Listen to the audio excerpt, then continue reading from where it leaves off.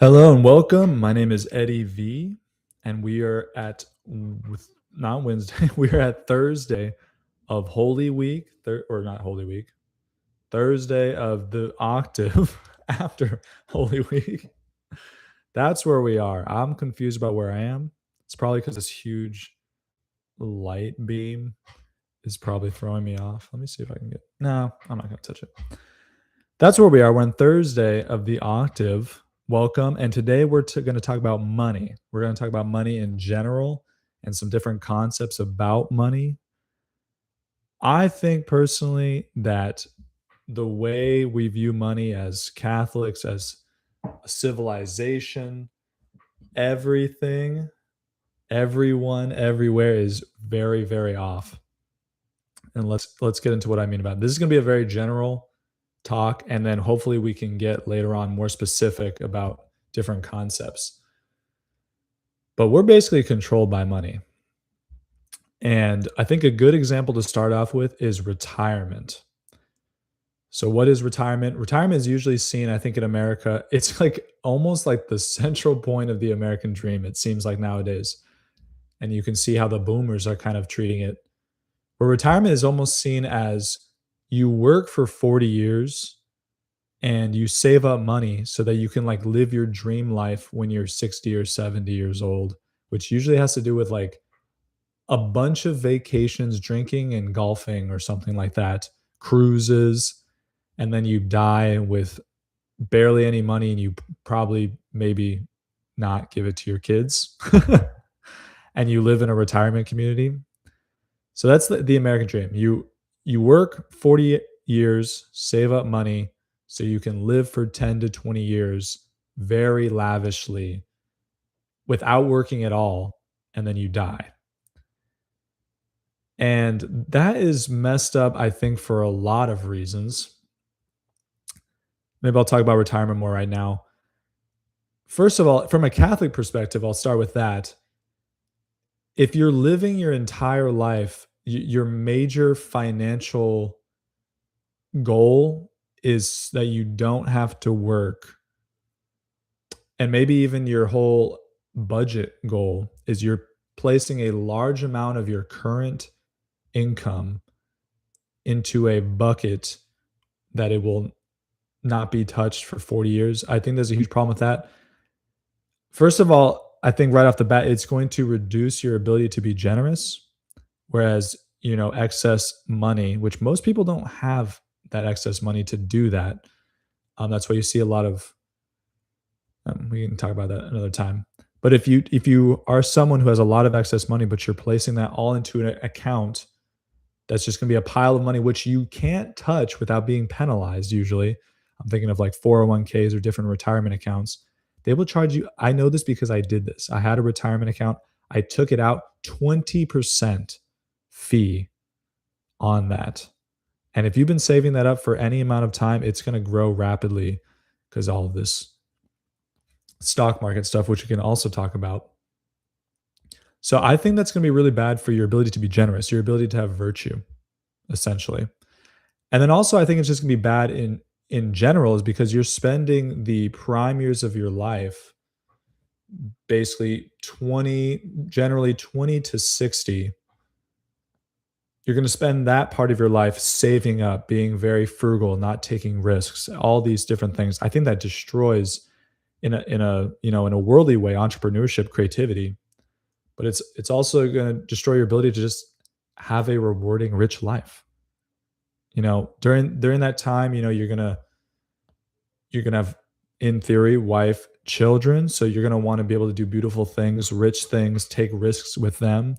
In terms of your passions, your goals, how you want to make the world a better place, you're gonna have to take risks, set different goals, have financial maneuverability in that. But if you buy into this retirement thing, you kind of freeze that to a certain extent. Unless are you one of those people that just like, and I think those people are rare, where you like blow through your goals and you're making way too much money, then retirement's not an issue. But even those people, I think, are usually people that didn't care about retirement. You think of the people that get rich, I don't think they were like, oh, I need to have a 401k. I think they're the ones that are like, I'm just putting everything I have into this. I'm not, I'm not gonna halfway do it and have this safety net in the back. So retirement is really weird. Another thing that's really strange, and I think that we need to talk about and change, is the stock market. And I actually wrote a couple of articles for my parish bulletin that got, in theory, I'm not even sure. I can ask I don't even know if he's sure, but they might have got us kicked out of the bulletin. But basically, the stock market, to, to not get off track, the stock market is basically, I would argue, is just like buying low, selling high, but you're doing it in like a very strange, it's not even like a cool way where like a cool way, not even in like a, even though I think it's not good to do, but in like a, what would be the right word? I'm thinking like legit way, but that would, anyway, usually you buy low and you sell high, and it's like with an actual product like wheat or something. You buy wheat when it's really cheap, and then you wait for like a famine and you start selling at a super high price, which is evil, but at least you're selling them grain. But stock market is like this thing you have that says you own part of the company, but you really don't. You like make no decisions unless you own like a ton of it, which no normal person really does. And so you buy like ownership, and it doesn't mean anything, and then you just wait for the perception in society of that company to go above what it was when you bought it, and then you sell someone else like a fake label that they own part of. It's really weird if you think about it. And I remember when I was young, I was super obsessed. Everyone, you want to get rich quick, and everyone's like, you got to do day trading and stuff. And I just, even back then, I wasn't even Catholic. And I remember thinking, like, this is very strange. Like, I feel like I'm almost stealing. I'm not being productive at all for society. I'm literally just watching how perception of companies changes, or trying to predict how a perception of a company will change. And obviously, I understand that the value of the company does, in like a weird way, coincide with how they're actually doing, but honestly, not as much as you think. I think the GameStop thing was a really cool thing. You can look that up to kind of show this. Just very strange. The stock market in general, to be like on the short end, and hopefully we will talk about this more in the future. I recommend people get out of the stock market because I think it's just a place where poor people get poorer and rich people get richer. And you're probably not doing it correctly unless you're doing a retirement account, which you're doing it correctly in terms of like you'll have you'll beat inflation when you're older, maybe depending on world events. But I think it's just like it's kind of wrong in a way, and it's going to jack you up because I think what really messes with people is when they receive things that they like receive money that they didn't make, and then they keep doing that and they keep striving for that. I think that messes people up, and I think that messes society up. And you can, that's kind of I was going to say you can kind of see that with the welfare state we're on, but I think that maybe has some relation, but I think I don't want to overstretch that. So I think the stock market is another thing. And then the fact that, and this is maybe a less obvious one, but regular people, there's way more of us now than there was 1,000 years ago, 2,000 years ago, but we really don't own a lot of things. We're basically like renters our whole lives. What do I mean by that? Well, usually, in the ages, I don't know when it started, honestly. Maybe I would guess 30s, 40s, but maybe after that too, where like you're a kid and then your parents have debt because they don't own their house or their cars.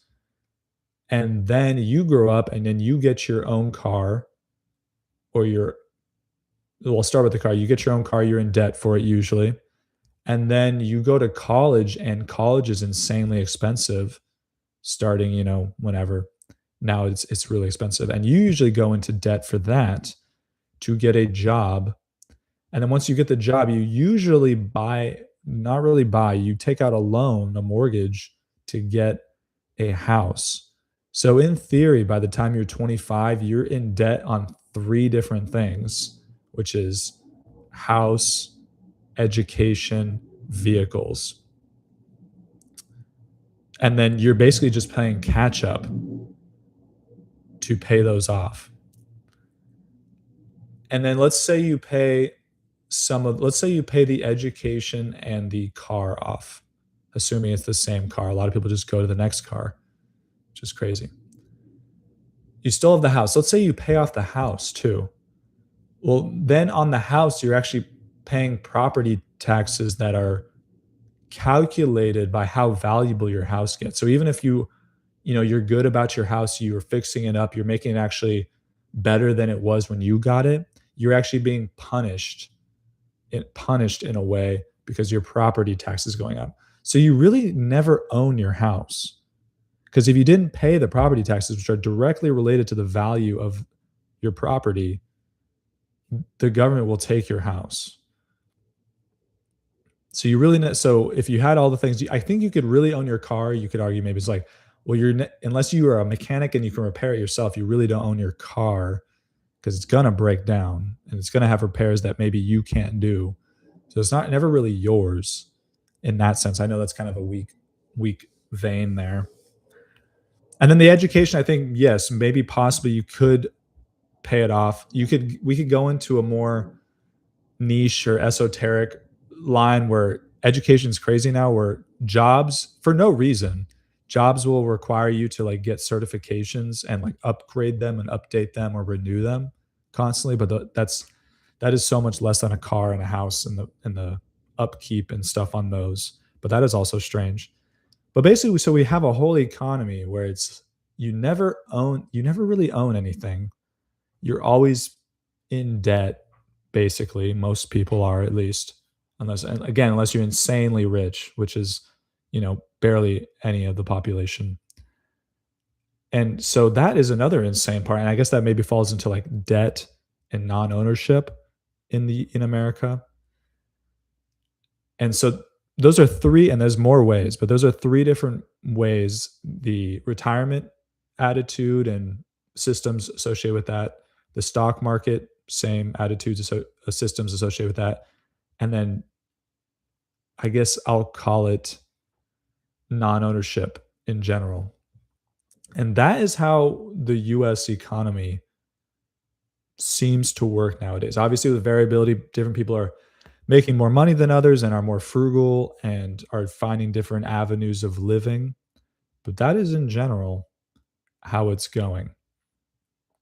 And I think we need to change that, honestly. I think that this is not sustainable. You can already see it. You've seen it in the past with different things that have happened. Um, last one being, you could argue, maybe the '08 crisis, which directly had to do with loans and debt.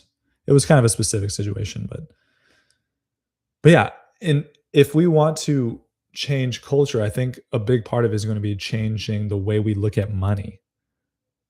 Um, we are a money obsessed culture, and when you're a money obsessed culture, I think it also relates to how ugly your culture is, how ugly things around you are. Because if you're obsessed with money, you're not going to do the thing that's like costs a lot of money and doesn't really have like a lot of payback in terms of financial payback. So like building a beautiful church, just for an example, in a society obsessed with money, that is just not going to happen a lot because a church is not going to pay you back financially, in theory. Um, right, and then like building a beautiful public building, like a beautiful Capitol building. It's funny because the government will usually go hard for their own their own stuff, which the government is just us. So it's like government reflects our attitudes, kind of. But yeah, you're going to get a very ugly city. You're going to get a very ugly state. Point in fact, if the cookie cutter suburbs, all these houses, if you've ever been to the suburbs, hopefully you have, they all look the same and they're all very cheaply made. And it's like, why are they cheaply made? It's because the manufacturers and the people buying them and the suppliers, et cetera, we're always looking for a way to not build the best thing or the most beautiful thing. We're trying to build the thing that works for the cheapest amount of money. And if that is the attitude, you're going to get a society visually, morally, economically that reflects that. Even skyscrapers, it's kind of weird. So skyscrapers are these super expensive buildings. but like they're so plain. And it's like, why they're very tall and plain. Why is that? Well, they want to build a structure that says, like, hey, I'm here. I'm thinking Trump Tower in New York. Got to see it this year. Build super tall tower saying I'm here, but you don't want it to be too expensive, but you want it to be tall. So what do? You just make the blandest, tallest building. I think the skies, and then I've heard other people have different theories about the reason skyscrapers are built in the way that they're built, the shapes and different things, but I'm not going to get into that. But main point is we need to change our attitude on money. What is money for? What are we supposed to be doing with it? Just in a natural way, what is it for? But also in a supernatural way. How is a Christian that knows he's going to die, that knows he needs to fight evil and do good works and do the good and walk in the way of the Lord? How are we supposed to view money? And actually, should I mention that right now? I've written about poverty and how the Christians should relate to money, essentially, and possessions. And I'll probably get into that in the future. But I want to focus more on like what societally, where do we want to go?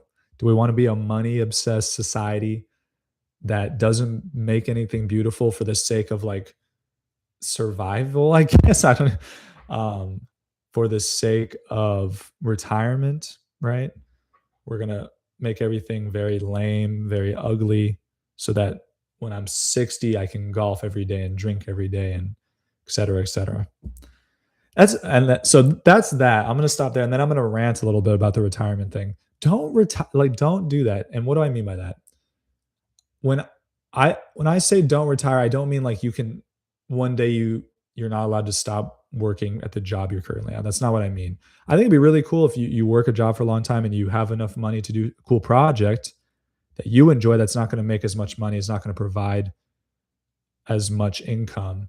But the problem is that if you didn't do it when you were 20, what makes you think you're going to do it when you're 60? So even that I don't even agree with. But when you're older, what we've lost is that before, and even different societies, not even just medieval Christendom or whatever you want to call it. This is just throughout history is the retirement plan was not money or like the stock market. The retirement plan was your children or some sort of organization even that you were bound to. And so let me give you, so like an organization example could be like a guild, or even for like priests, it would be the church. But basically, you lived your life and you worked hard and you provided for your family. And then when you're old, your family, your kids were your riches, and they would all be able to help provide for you in your old age. That was the retirement plan.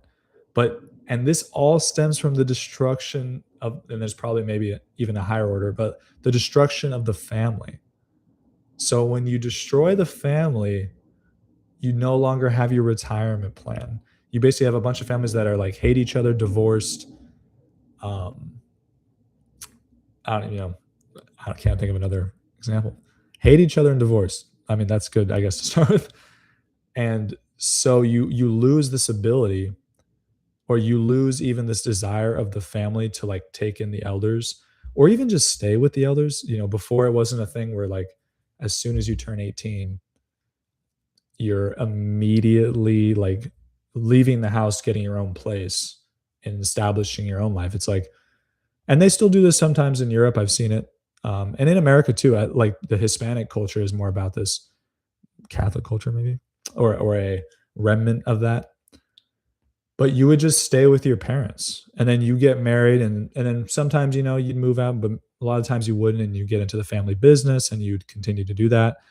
And some of the kids would go off, but some of the kids would stay. But you'd kept that nuclear solid institution, and you have like a compound. You wouldn't have like a single family home. You'd have like a what do they call them in Mexico? There's a name for them. I can't remember.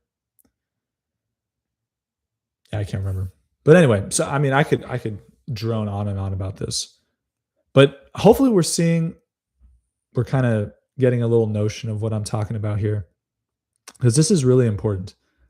The way we look at money, because liberal liberalism and capitalism, the way we have it set up now, it is like the strongest most powerful thing.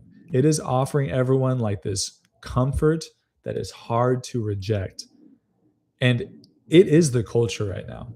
So if we want to make Catholic culture where like life is actually enjoyable and like it's more risky, true, it's more risky, it's more dangerous, but it's also more fulfilling, more purposeful, more fun, even if that helps you.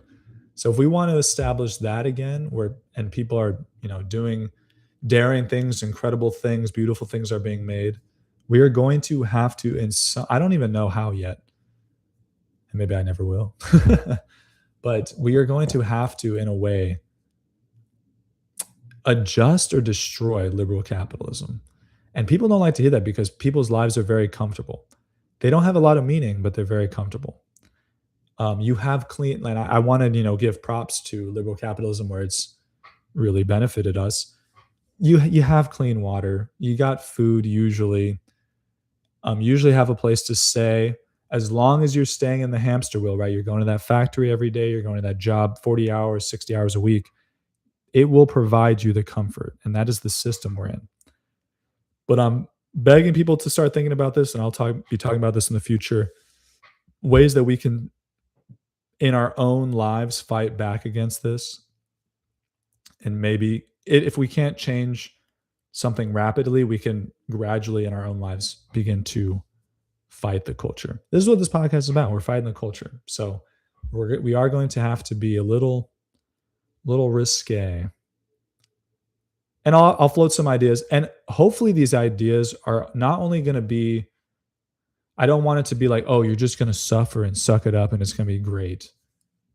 I also want to like invite people to think of ways where they can make their lives more enjoyable, more fun, not in a comfort way, in a meaningful way.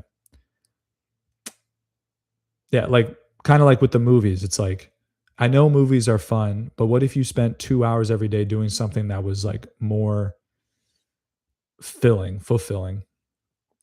And I gave the example of languages, but I want to give other examples. Like instead of watching movies for 2 hours a day, I don't know, you went hiking for 2 hours every day, or you learned about like plants for 2 hours every day, or you went to a nursing home 2 hours every day and you spoke to XYZ person and developed those relationships and helped them along in the end of life. There's so many different examples. And also skills, like you learn to be like carve statues for 2 hours a day. It doesn't have to be something where you're just white knuckling. And hopefully it's not. It's supposed to be, medieval Christendom sounds like it was enjoyable. It was colorful. It was beautiful. Don't let those movies where they like make it all drab fool you.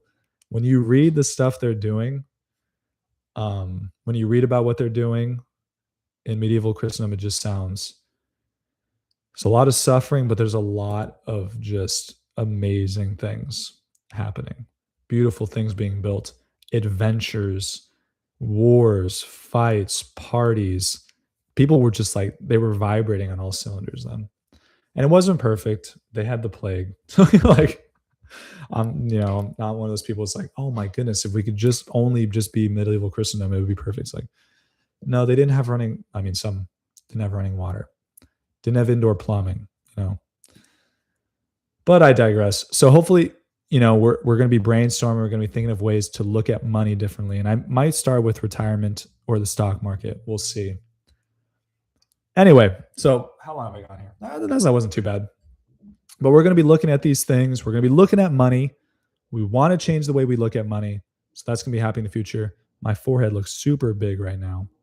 That's okay. And I know this window's bright. I'm still messing with stuff. It's a work. I think I might have to just pay someone to just do this studio. Anyway, I can talk to myself about that. Thank you for listening. Please like, subscribe, comment. Let me know what you think. And I will see you on the next show. Good afternoon and good night.